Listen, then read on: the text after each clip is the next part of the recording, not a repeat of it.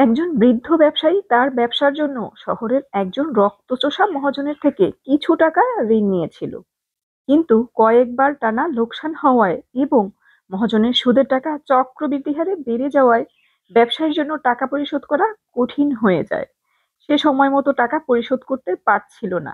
এমন সময় মহাজন বলল সে এক শর্তে সকল কর্জ মাফ করে দিবে, যদি ব্যবসায়ী তার মেয়েকে মহাজনের সাথে বিয়ে দেয়।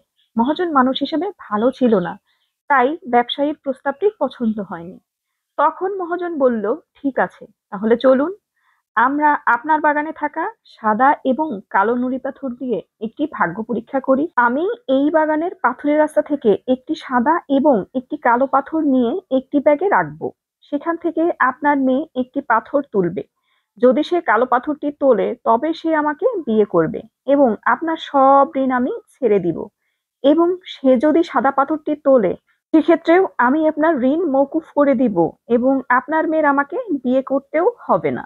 এমন সময় মহাজন যখন বাগানের রাস্তাটি থেকে নুড়ি পাথর থলেতে রাখার জন্য তুলছিল, তখন মেয়েটি দেখে ফেলল যে মহাজন একটি সাদা এবং একটি কালো পাথরের বদলে দুইটি কালো পাথর নিয়ে ব্যাগে রেখেছিল। এই অবস্থায় মেয়েটি খুব চিন্তায় পড়ে গেল।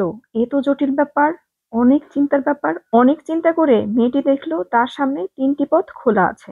এক, ব্যাগ থেকে পাথর বাছাই করতে অস্বীকার করা।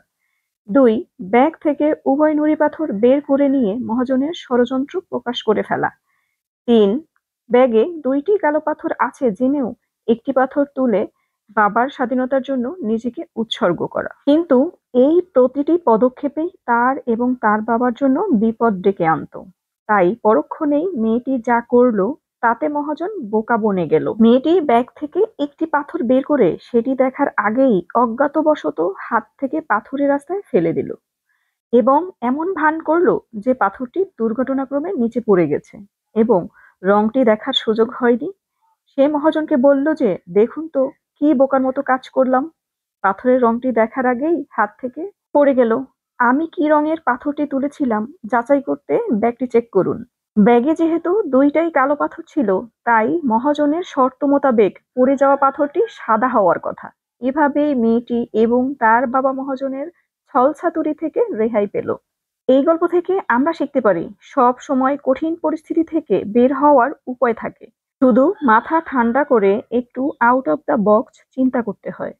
আমাদের যে অপশনগুলো দেয়া হয়ে থাকে এর বাইরেও অপশন থাকতে পারে। তাই কঠিন বিপদের সময় আপনি আপনার মাথা ঠান্ডা রেখে যদি চিন্তা করতে পারেন, তবেই আপনি আপনার বিপরীত পক্ষের কৌশলকে প্রতিহত করতে পারবেন অনায়াসে। তো আজ এই পর্যন্তই। ভিডিওটি ভালো লাগলে অবশ্যই শেয়ার দিয়ে পাশে থাকবেন। আল্লাহ হাফেজ।